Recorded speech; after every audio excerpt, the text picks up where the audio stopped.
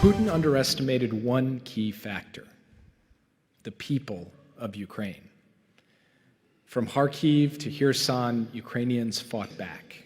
Outgunned and outmanned, those men and millions of other Ukrainians stood their ground. They chose to defend their freedom, and in the face of fear, they all decided to say no.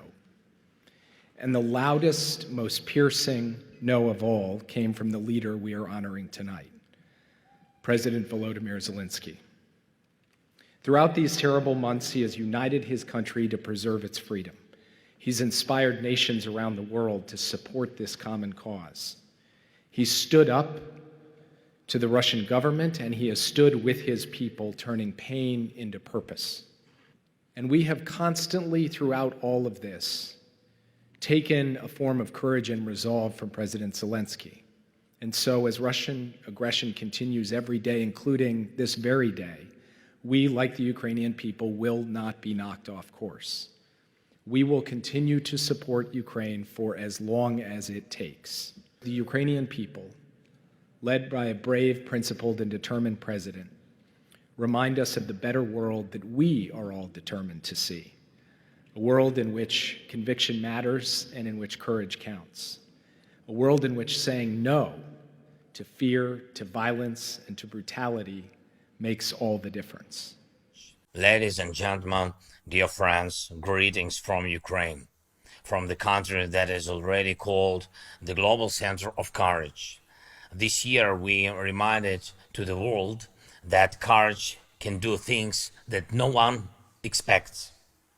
There is no Goliath that David cannot beat when he is not afraid and takes the fight. And I encourage all defenders of freedom to never give up, always act decisively, and believe that victory is possible.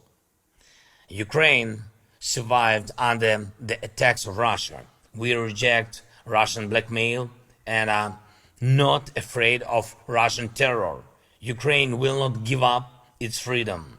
And the day will come soon when all the murderers and torturers who came to our land under the Russian flag will be brought to justice.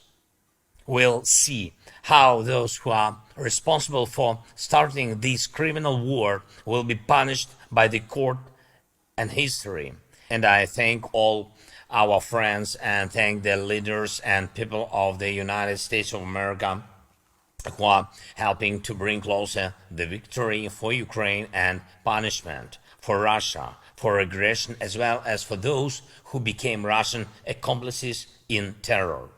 It is important that the Ukrainian people were honored with this prestigious award, the Oxi Courage Award, at the same time as Masih Alinejad, a woman who fights for human rights and truth for all Iranians. Now our country is suffering from terrorist attacks by Russia, which are also carried out with Iranian weapons. The Iranian regime has transferred drones to Russia to destroy our civilian infrastructure, everything that gives the vital basis for a normal life. Our power plants, transport, even residential buildings have become targets for murderous Iranian drones. Hundreds of them have already been used against us.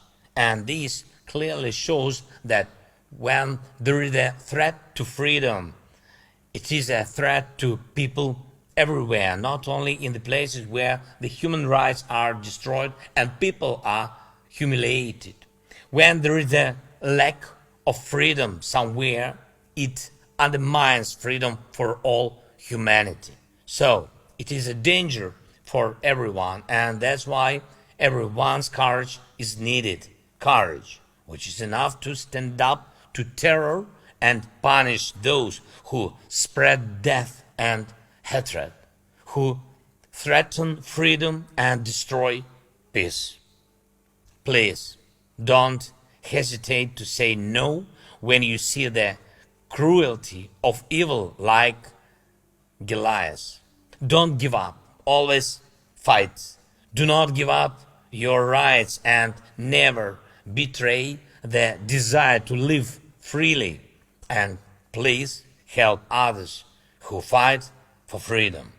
Let victory be the reward for courage.